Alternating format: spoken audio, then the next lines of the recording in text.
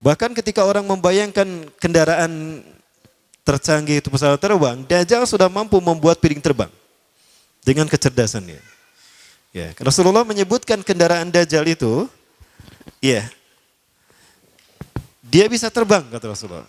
5 kilometer per sekon. 1 detik 5 kilometer. 5 kilometer dari sini kemana?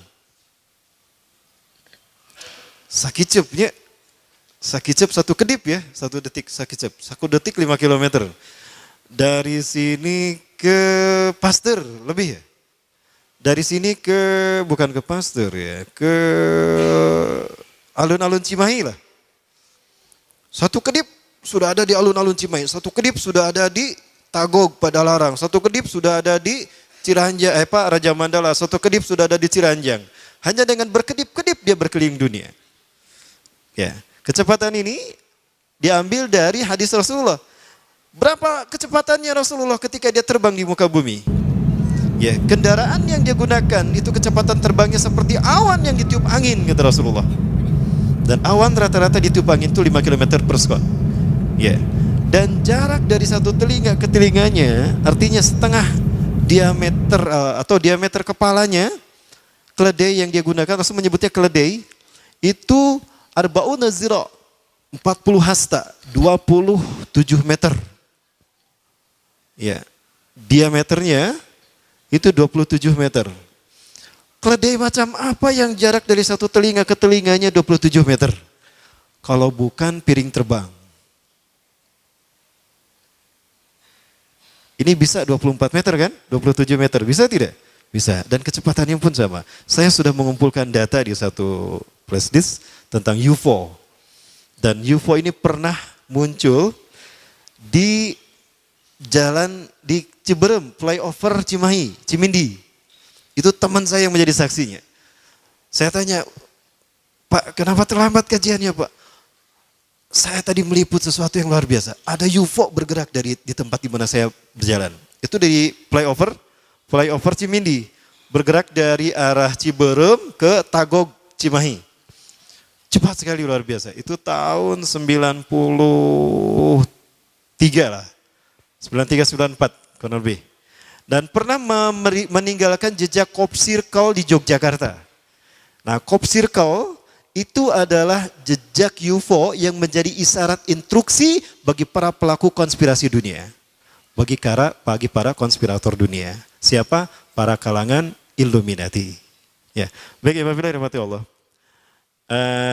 Apalagi kemudian, boleh saya berdiri ya? Boleh, ya. Baik, karena saya harus mobile ke sana juga ya. Berikutnya apa? Nah, di dalam Al-Quran, Dajjal tidak disebut secara eksplisit. La yuzkaru Dajjal qat'iyyan fil Quran.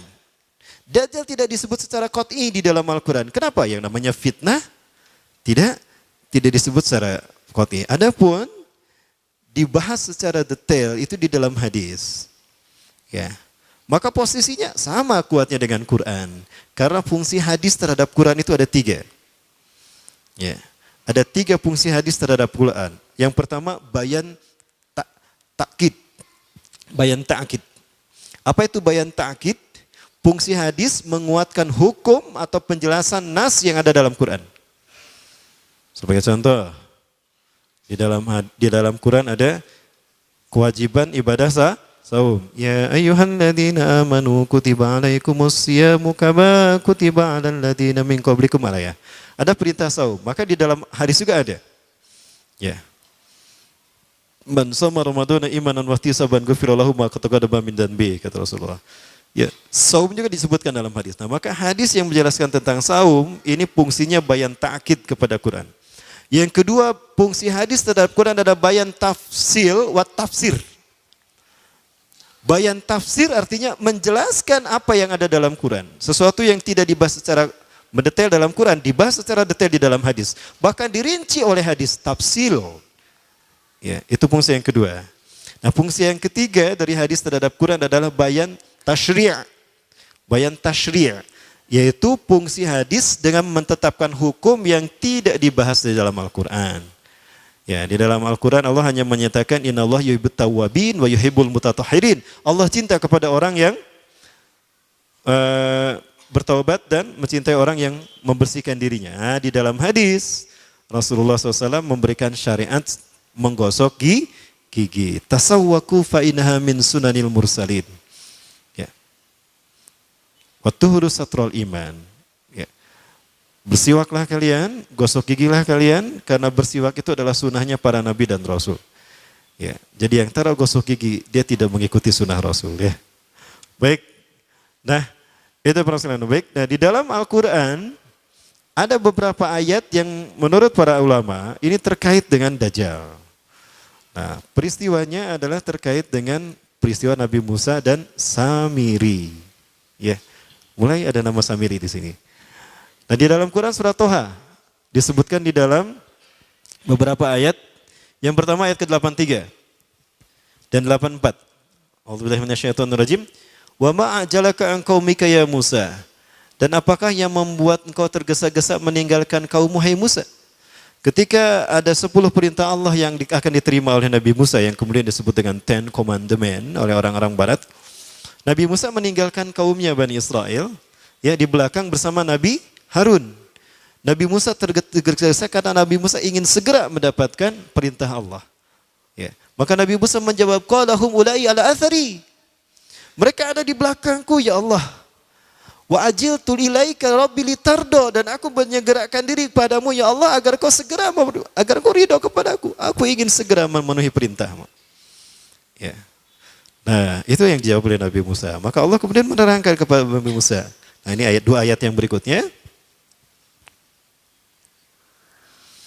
Qala, Allah berfirman, fa inna qad fatanna qaumaka min ba'dika wa adallahumus samiri.